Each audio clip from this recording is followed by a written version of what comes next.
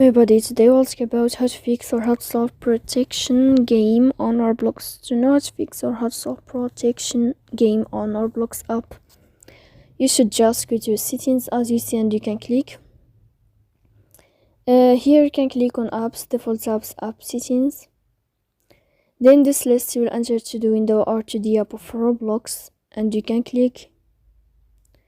After that you can click on first stop and you can click OK. Here we'll enter to the window of storage. Then you can click clear cache. Don't click clear data because that can cause you errors in your app. In the end, you can turn on your airplane mode and you can turn off your airplane mode again. So please don't forget to support us by like and subscribe. See you next time in another video and thank you for watching.